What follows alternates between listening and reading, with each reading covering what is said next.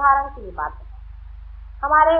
हम दिल्ली में रहते थे, तब एक शरणार्थी आई और मेरे पास आकर कहने लगी कि माँ, तो मेरे बच्चा होने वाला था और वो शब्द मुझे बड़ा प्यारा लगा। उन्होंने कहा, माँ हमारे पास कोई जगह नहीं, आपके पास इतना बड़ा घर है, हमें जगह दे दीजिए। मैं कहा हाँ, आ जाओ रह जाओ। मेरे पति आए, वो घबरा गए, कहने लगे तू तो इतनी भोली हो, किसी को भी घर में रखी है, कल अगर कोई आफत आ जाए। मैंने आ जाओ तो आ जाओ, अगर अपना बच्चा अपने घर में आ जाए तो आफत आ सकती, उसमें कौन सी बात। वो कहने भाई तुम्हारी तो बात हमारे समझ में आती नहीं। मैंने कहा अच्छा चलो भाई, बाहर का कमरा खाली पड़ा, उसमें रख दिया, कौन सी आफत आ जाए। अनजाने न जाने तुमने किसको दी। उनका भी ठीक ठाक व्यवहारिक है, अब हम अव्यवहारिक है। व्यवहार हमें ज्यादा मालूम है तो आप समझ लीजिएगा। वो थी हमारे घर में रही, उसके साथ बेचारी के साथ एक मुसलमान, और वो हिंदुस्ती थी, उसके पति भी। अब वो मुसलमान उनके मित्र थे तो उनको भी भगा लिया था, अपने घर में रखा था। मैंने कहा चलो दोनों यहीं रहो। फिर वहां पे दिल्ली में आफत हुई और सब लोग आ गए और कहने लगे कि घर में भी एक मुसलमान छिपा है, आपको मालूम है, नौकरों ने बताया। तो उन्होंने आकर मुझसे पूछा, साफ झूठ बोल दी। मैंने कहा कि अगर आप मुझे विश्वास करते हैं, मेरा इतना कुंकू देख के पहले घबरा तो यहाँ पर कोई मुसलमान है, आप चले गए। वो चले गए। उसके बाद वो मुसलमान साहब तो बहुत बड़े शायर हैं, आज हिंदुस्तान के वो बहुत बड़े शायर और आज जीवित है। वो मुझको बहुत मानते हैं, अपने काव्यों में भी उन्होंने बहुत वर्णन किया है इस प्यार का। लेकिन वास्तविक मैं तो उनको कुछ भी नहीं जानती थी। इतना बड़ा शायर, उसको अगर मैं पनाह नहीं देती तो आज खत्म। इतनी बड़ी कविताएं जो लिखा है वो सब खत्म। वो जो स्त्री थी मेरे साथ, वो आज हिंदुस्तान में बड़ी भारी सिनेमा एक्ट्रेस, बहुत बड़ी सिनेमा। और उसको एक बार, मैं कभी इसके बाद मिली नहीं, वो बार बार मुझे खोजती रही। फिर मैं चली गई इधर उधर, मेरे पति जाते रहे। उसके बाद एक बार मैं बम्बई में आई तो हमारे कुछ नवयुवकों ने सोचा कि हम एक सिनेमा बना। मुझसे कहने कि देवी जी से आप कहिए कि वो इसमें एक्ट करे। मैंने कहा मैं उसे नहीं कहूँगी। कहा क्यों? मैंने कहा उससे एक बंधन है, उसे छोड़। जिस दिन का मुहूर्त हुआ तो वो आई, मुझे देखते साथ वो रो पड़ी। कहले माँ तुमने मुझसे बताया क्यों नहीं कि ये तुम्हारा है? मैंने कहा इसीलिए नहीं बताया कि मैं जानती थी कि अगर मेरा सोचकर तुम एकदम इस पे फांस पड़ो। मैंने कहा था तुम्हारा सोच विचार। इस तरह से न जाने कितने ही बार, हजारों में आपको उदाहरण दे सकती हूँ कि दिया हुआ कभी भी व्यर्थ नहीं जाता, रोका हुआ जरूर व्यर्थ हो जाएगा। कल अगर आपके यहाँ पर क्या वो होता है ना, डिमोनेटाइजेशन, वो हो जाए तो गया। कल कुछ गड़बड़ हो गई तो गया। दीजिए, दोनों हाथों से दीजिए, घबराइए। इस हाथ से आप दे रहे और इस हाथ से आपके पास आते। लक्ष्मी जी के अपने नाभि चक्र में होने का यही कारण है कि हम लोग जो कुछ भी खाते हैं, जो कुछ भी पाते हैं, पेट में हमारे जो भी अन्न जाता है उसका डिजेशन, उसकी पचन क्रिया श्री विष्णु जी के हवाले है। इसलिए जिन जिन को डायबिटीज होता है, अधिकतर वो अगर दान करें सीखेगा।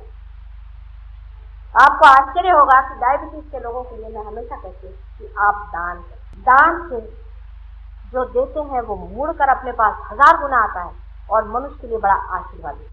इसी तरह से पेट के जितने भी विकार, जितने भी पेट के विकार हैं, सारे ही विकारों का इलाज श्री विष्णु का। श्री विष्णु का अवलंबन करने का मतलब ही यह है कि हमारे अंदर दान की दान बड़ा फर्क। जो आदमी बड़ा हो जाता है उसको पेट की शिकायत कम है। ये कुछ है ऐसा, आपको दिखने में अजीब सा लगता है पर ऐसी बात है।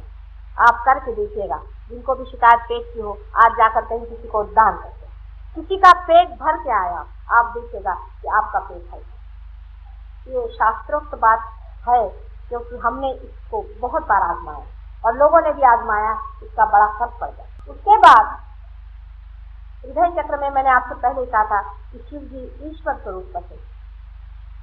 शिव जी का हमारे अंदर होना आवश्यक है, क्योंकि वही साक्षी, वही क्षेत्रज्ञ जिसे कहते हैं, वो सबके जानने वाले, वही साक्षी है। हमारे अंदर कोई न कोई एक ऐसा बैठा हुआ आप सबको प्रतीत होता है जो सब हमारा।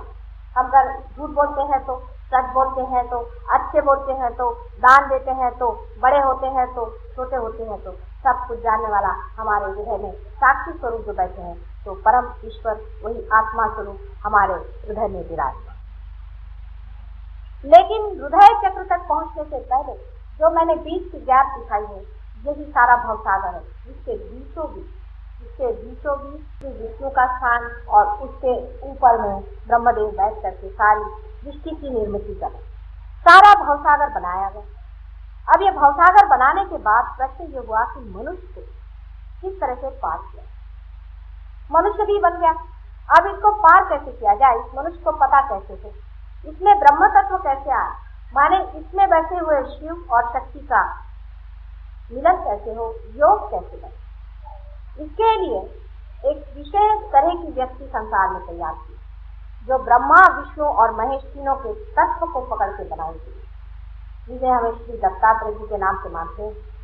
और श्री दत्तात्रेय जी कोई नहीं है, लेकिन आदि गुरु हैं और मेरे भी गुरु हैं। अनेक जन्मों ने उन्होंने मुझे सिखाया। श्री दत्तात्रेय जी के जन्म के बारे में सुनकर और उनके अनेक जन्मों के बारे में सुनकर आप लोग संबित हो जाए कि कितनी बड़ी भारी बात हम लोग भूल रहे हैं। श्री दत्तात्रेय जी के जन्म अनेक पहले तो हम कह सकते हैं कि उनका जन्म राजा जनक की दशा में हुआ, जब उनकी लड़की श्री सीता जी स्वयं साक्षात शक्ति थे। उसके बाद उनका जन्म मच्छिंद्रनाथ, धोराष्ट्र और मोहम्मद साहब, जिनको कि हम सोचते हैं कि बिल्कुल ही दूसरे तरह के आदमी थे, वो हर तरह से प्रयत्न किया था। पहले तो संसार में श्री दत्त आदि लोगों ने ये सिखलाया कि इस तरह के अलग अलग हमारे अंदर में प्रतीक स्वरूप इतनी चीजें हैं। वो करते साथ लोग उसी प्रतीक को पकड़ गए, मूर्ति पूजा में फंस गए। उनका मतलब ये था कि इस मूर्ति से परे शक्ति को पहचाने, इसलिए पहले मूर्ति की बात की। जैसे कि फूल होता है, फूल में बैठे हुए शहद के लिए फूल की बात पहले उन्होंने की कि जिससे लोग शहद थे, लेकिन लोग उसी फूल पर चिपक गए। तो फिर ऐसे उन्होंने अवतार लिए जिसमें उन्होंने शहद की बात की, जिसमें उन्होंने अब्स्ट्रैक्ट गॉड की बात, उसमें उन्होंने पुनर्जन्म की बात जानबूझ के नहीं की, क्योंकि पुनर्जन्म की बात अब भी सब लोग उसे पूछे, माता जी हमारा पहला जन्म बताए। जो मरा गया जन्म है उसको क्यों जाना चाहते हैं? आज का ही जन्म ठीक है, इसी से पार हो जाइए। उसमें क्या विशेषता है? आप राजा थे या महाराजा थे या अधिकारी थे, इससे क्या अंतर नहीं है। इसीलिए उन्होंने इस पर बात नहीं। मोहम्मद साहब भी उसी दत्तात्रेय के अवतार हैं और उसी के अवतार राजा जनक थे और उसी के अवतार नानक थे, जिनकी बहन नानकी थी, वो भी वही आदिशक्ति, वही सीता जी। और अब आपको और बताओ तो और आश्चर्य आएगा कि जो शिया पंथ शुरू हुआ था मोहम्मद साहब के बाद, उनकी जो लड़की फातिमा थी, वो भी वही आदिशक्ति। और उनके जो दो बच्चे थे हसन और हुसैन, बाद में जब उन्होंने देखा कि सारे कुछ कर दिया, संहार सबका करने के बाद भी मनुष्य के समझ में नहीं आया, तो वो बुद्ध और महावीर के नाम से पैदा हुए और उन्होंने अहिंसा का धर्म संसार में ला करके कोशिश की कि शायद हो अहिंसा के आने से ही ये लोग पाए, लेकिन नहीं बना माना। अब कहाँ किससे आप लोग लड़ रहे हैं, किससे आप झगड़ा कर रहे हैं? मैं तो हमेशा कहती हूँ कि अगर एक आधा मुसलमान अटक गया तो उससे कहती हूँ कि तू दत्तात्रेय का नाम ले, और अगर कोई हिंदू अटक गया तो उससे मैं कहती मोहम्मद साहब का नाम ले। आपको पता नहीं जो आज बड़े भारी हिंदू बने पहले जन्म में मुसलमान है। मैं जब ईरान में गई तो वहां देखती हूँ कि ध्यान में बैठे हुए लोग घंटा चला रहे हैं और तिलक दे रहे हैं और आरती कर रहे हैं, क्योंकि जो एक चीज पे बहुत रहता है, एक अतिशयता पे रहता है, वो दूसरी अतिशय पे जाता है, पेंडुलम के घर तो बीचों बीच ना आप हिंदू ना मुसलमान, सब तो हमारे पेटी में घुसा हुआ है। आप देख रहे हैं कि आप जब मेरे और हाथ करते हैं ध्यान में, आज सवेरे बहुतों ने ऐसा हाथ किया था और अभी भी आप लोग करें, फायदा रहेगा। ये नमाज का धर्म, लेकिन क्या मुसलमान जानते हैं कि क्या चीज है या हिंदू जानते हैं क्या चीज? और सर पे हाथ रखने की चीज क्रिश्चियंस में आप जानते हैं कि बैप्टाइज जब करते हैं तब सर पे ही उनके पानी डालते, सहस्त्रा से पानी डालते। उसके बाद हमारे हृदय में बसे हुए श्री शिव जी को, उनको जानना बहुत कठिन बात। वो अत्यंत भोले हैं, माने ये कि वो सिर्फ देने वाले, वो सिर्फ देखते रहते हैं, सुपरवाइजर, वो शक्ति का सारा खेल देखते रहते हैं। लेकिन जब कुंडलिनी उठ करके हृदय चक्र से ऊपर चली जाती है, हृदय में है, हृदय चक्र में नहीं। मैंने सुना कि कोई बड़े भारी लेखक है, उन्होंने कहा है कि हृदय यहाँ पे होता है। हृदय तो नहीं है, हृदय चक्र जो कि बीचों बीच है, वहां से सिर्फ सुनना। उसका कारण कि शक्ति अलग ही रहती है जब तक वो ऊपर तक ब्रेन की ये जो प्लेट है, जिसको मूर्धा कहते हैं, वहां तक नहीं पहुंचती। तब तक शक्ति जो है अकेले रहती है। वहां जाकर वो जब बरसने लगती है, ये दोनों साइड से, तब हृदय की साइड में उसका शिव से मिलन होता है। और जब नीचे फिर नाभि पर वो मिलते हैं, तभी ब्रह्म तत्व तैयार होकर के ऊपर जाता है और ऊपर का ये आज्ञा चक्र जो कि जुड़ा हुआ है वो खुल जाता है।